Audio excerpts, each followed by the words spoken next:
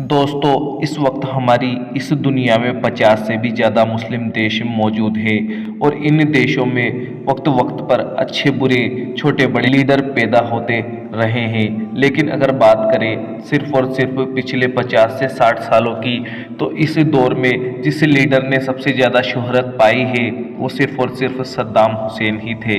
वही सद्दाम हुसैन जिन्होंने एक लंबे वक्त तक इराक देश पर राज किया।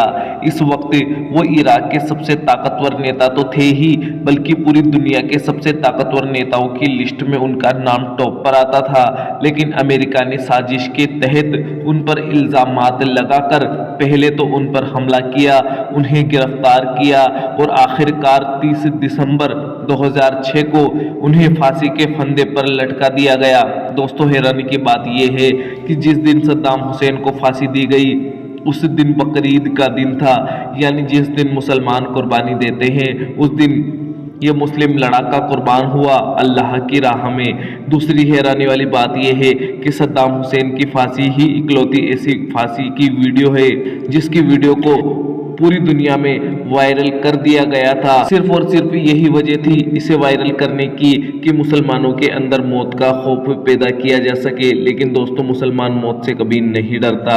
आपको बताते चले, जब सद्दाम हुसैन को फांसी दी गई तो उससे पहले उन्हें जेल में कैद किया गया था और कैद के दौरान उनके ऊपर 12 स्पेशल कमांडोज तैनात किए गए थे। और ये वो स्पेशल कमांडोज थे जिनको हजारों नहीं बल्कि लाखों कमांडोज में से सेलेक्ट करके चुना जाता है। और ये 12 कमांडो सद्दाम हुसैन के दोस्त बन गए थे। इन 12 सिपाहियों में से ही एक सिपाही ने उनके ऊपर एक किताब लिखी है।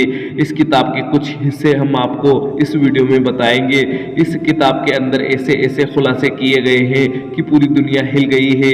इस कमांडोज ने सबसे पहले लिखा है कि हमारी टीम सद्दाम हुसैन को उस वक्त उस टीम के हवाले करने जा रही थी जो कि सद्दाम हुसैन को फांसी देने वाली थी। तो उस वक्त हमारी पूरी टीम की आंखों में आंसू थे। हम में से बहुत सारे सिपाही बुरी तरह से रो रहे थे, गिड़गिड़ा रहे थे। राइटर ने अपने एक दोस्त एडम के हवाले से कहा कि हमने सद्दाम हुसैन को कभी जालिम और कातिल इंसान के तौर पर नहीं देखा, बल्कि हमने तो उन्हें अपने ग्रैंड फादर के तौर पर देखा है। इसके अलावा राइटर ने लिखा है कि उनका जो रवैया था इतना नरम था कि कहीं भी नहीं लगता था कि वो अपने दौर के तानाशाह रहे हैं। तानाशाही तो उनके अंदर कतरा भर भी नजर नहीं आती थी। सद्दाम हुसैन ने अपने आखिरी वक्त में एक कोर्ट की मांग की। जब उनसे इसके बारे में पूछा गया तो उन्होंने जवाब दिया कि आज सर्दी है और मुझे फांसी के फंदे पर लटकाया जाएगा, तो सर्दी की वजह से कहीं मैं कांपने न लग जाऊं और मेरी कौम को यानी कि इराक वालों को ये न लगे कि सद्दाम हुसैन मौत के डर से कांप रहा है। सिपाहियों के मुताबिक वो अपने आखिरी वक्त में बहुत ज़्यादा सुकून में थे। उन्होंने वजू किया और नमाज फजर अदा की और इसके बाद अपने बिस्तर पर बैठकर फांसी का एग्जैक्ट टाइम आने का इंतजार करने लगे और साथ ही साथ कुरान की तिलावत भी करने लगे। अमेरिकी सैनिकों के मुताबिक आखिरी वक्त में सद्दाम हुसैन बहुत ज्यादा मुस्कुरा रहे थे और ये मुस्कुराहट अमेरिकियों को बहुत ज्यादा कंफ्यूज कर रही थी। फांसी हो जाने के बाद सद्दाम हुसैन की बॉडी को तिकड़ी शहर के उस गांव में पहुंचा दिया गया जहां उनकी पैदाइश हुई थी। वहीं पर उन्हें दफना दिया गया। उसी दिन से हर साल 28 अप्रैल के दिन बहुत सारे लोगों की भीड़ यहाँ पर जमा होती है, क्योंकि सद्दाम हुसैन की सालगिरह का ये दिन होता है और बड़े बड़े लीडरों के साथ छोटे छोटे स्कूल के बच्चे भी यहाँ पर जमा होते हैं।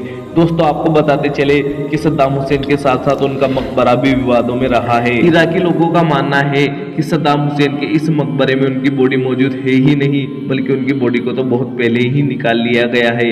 ये बॉडी उनकी कब्र से किसने निकाली इसके बारे में अलग अलग राय है। कुछ लोगों का मानना है कि जब 2015 में सद्दाम हुसैन की फौज और ISIS के बीच में लड़ाई हुई तो इस मकबरे को तहस नहस कर दिया गया था और तभी उनकी लाश को भी यहाँ से गायब कर दिया गया था। जबकि कुछ लोगों की राय है कि एक ऐसा शिया संगठन जो सद्दाम हुसैन से हद से ज़्यादा नफरत करता था, उसने सद्दाम हुसैन की कब्र पर बम से अटैक किया और उनकी लाश को ठिकाने लगा दिया।